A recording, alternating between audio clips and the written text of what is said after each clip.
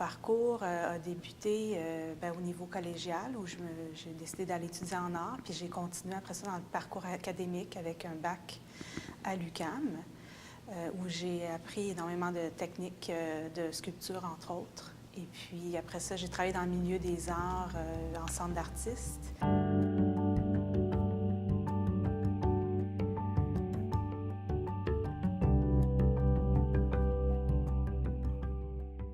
L'exposition à la Maison de la culture Frontenac, Lueurs et trajectoires, c'est une exposition, je dirais, peut-être charnière.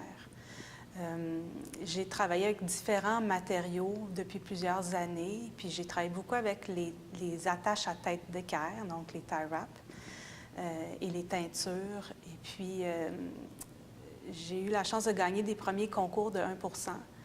Et ça m'a amené à me questionner sur ma manière de travailler, en fait. Parce que quand on doit démontrer... Moi, je suis habituée d'être dans la relation directe avec la matière, la kinesthésie, le toucher, développé par essai-erreur, sculpturalement, dans l'espace. Puis quand on doit présenter une maquette, bien là, on est obligé d'avoir tout un plan défini d'avance. Et on doit faire affaire à cause du format et des matériaux avec d'autres entreprises, d'autres techniques. Donc la découpe au laser, le dessin à l'ordinateur pour pouvoir faire de la découpe au laser, entre autres.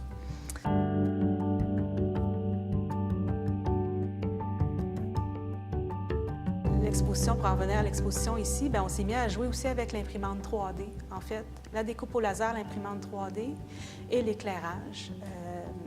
Puis tout ça, c'est grâce à Ghislain, entre autres.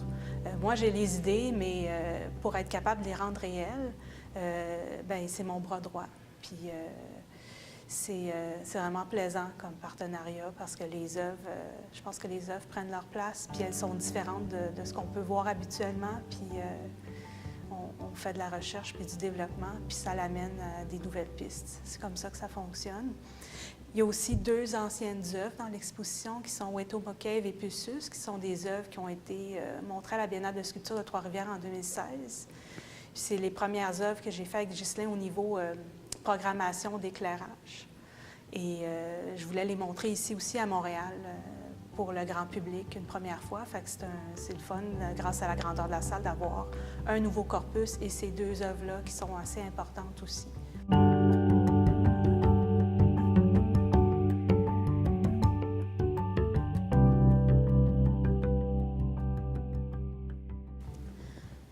Oui, l'éclairage est vraiment important dans mon travail et j'aime qu'on le perçoit comme un tout. Quand on rentre dans la salle, qu'on sente que c'est pas juste des œuvres au mur ou dans l'espace, qu'il y a un jeu de va-et-vient entre. L'éclairage, pour moi, la lumière, c'est une matière. Puis, depuis quelques années, je l'utilise pour mettre en valeur la matière plastique, pour la magnifier. Et j'essaye de plus en plus qu'on oublie la source comme juste un projecteur sur une œuvre. C'est difficile à faire, là.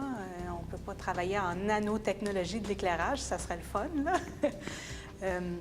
Mais je le vois comme une matière, puis des fois, c'est ajouté après, des fois, c'est pendant que j'ai l'idée qu'il y ait un circuit.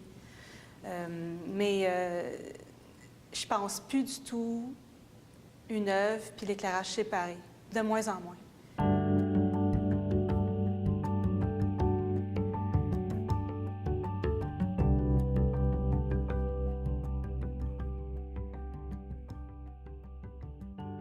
L'impression 3D sert un peu comme un jeu de mécano, des petites attaches en X afin de pouvoir, comme des prises mécaniques, pour pouvoir attacher dans divers sens les parties en acrylique qui ont été découpées au laser.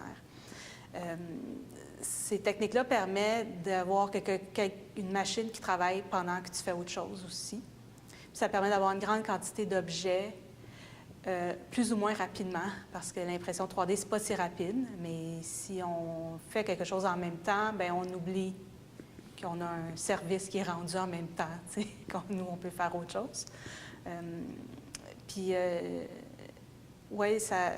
moi, c'est comme, ça me permet, ces deux systèmes-là, bien, en fait, ces deux techniques-là me permettent d'élaborer des nouveaux systèmes sculpturaux, des nouveaux systèmes d'assemblage pour créer des sculptures, en fait.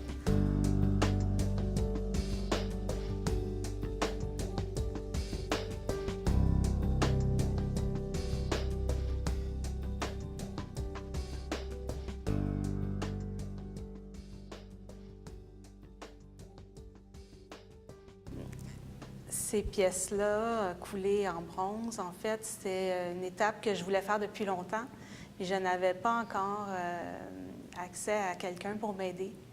Et puis, au lieu d'aller être coulée en bronze dans un atelier plus gros, ça a été fait en joaillerie, en fait, parce que c'est très, très fin. Et puis, j'aime bien que tu associes le résultat à de l'orfèvrerie. Ça me fait une fleur. En même temps, qu'on voit les tie wraps ou pas rendus en bronze, ça ne me dérange plus. C'est plus le matériau qui me permet de faire des formes inusitées et des formes raffinées. Et là, bien, pour passer à cette étape-là, c'était un test, puis réussi. Là, je suis contente.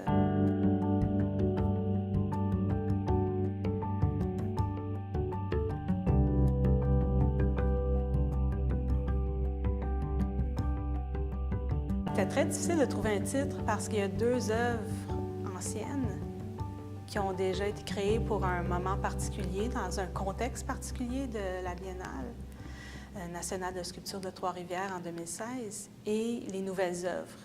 Puis là, la lumière dans les nouvelles œuvres, elle fluctue un peu pour certaines pièces, mais elle s'anime un peu plus aussi. D'où le trajectoire. Si on passe à l'œuvre Solstice, c'est vraiment la trajectoire un peu comme un cadran solaire, en fait, qui a un impact sur la forme. Et puis, j'aime... Ce qui a été un peu l'étincelle quand j'ai eu cette idée-là, c'est quand j'ai vu que la pièce blanche sur fond blanc avec l'éclairage très, très noir, l'éclairage noir, lapsus, l'ombre noir créé par un éclairage puissant fait que l'ombre et l'œuvre s'entremêlent dans un mouvement.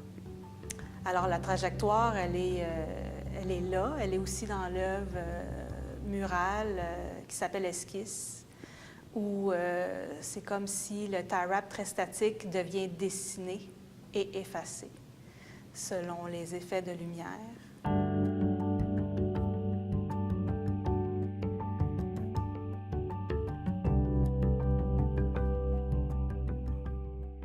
Depuis 1 an, il y a eu beaucoup de choses qui se sont passées dans l'atelier, mais jamais rien de fini et de concret. Puis, on a commencé à utiliser l'imprimante 3D. On a fait des supports pour des lampes ou des petites pièces d'attachement. Mais je voulais essayer de créer une œuvre avec ça, sans dire que je fais un bloc. Tu sais, comme il y en a qui vont imprimer quelque chose de très concret, là, comme une tête ou une forme abstraite. Et puis la pièce Solstice, c'est un peu l'aboutissement de ça, en fait, de vouloir réaliser une œuvre avec l'imprimante, malgré les limitations de l'imprimante, qui sont le temps et l'espace. Et puis, donc, c'est plusieurs morceaux assemblés, en fait, qui ont été imprimés en 3D. Et l'éclairage, pour obtenir ce qu'on a là, qui est le circuit de lumière qui fait penser au soleil, en fait, et aux ombres, parfois, durant l'année, qui sont plus prononcées, parce que selon le calendrier et les mouvements, les mouvements astronomiques, on sait que la position du soleil change, donc les ombres aussi.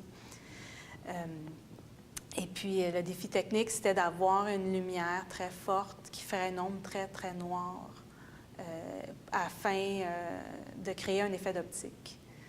Avoir les ombres portées, mais aussi les ombres portées sur l'œuvre. Comme l'œuvre est un peu comme un réseau translucide de triangles étirés qui vont un peu dans différents sens. C'est un peu comme une architecture aussi. On pourrait l'avoir comme une maquette d'une architecture très aérée. Alors, les ombres s'entremêlent avec la pièce. C'est ça que je trouve intéressant au niveau optique, c'est qu'on oublie qu'est-ce qui est la pièce en 3D, puis qu'est-ce qui est l'effet des ombrages. L'un et l'autre s'entremêlent. Alors, moi, cette pièce-là, elle m'interpelle à ce niveau-là. Puis j'espère que les visiteurs vont se rendre compte qu'il y a quelque chose de particulier qui se passe.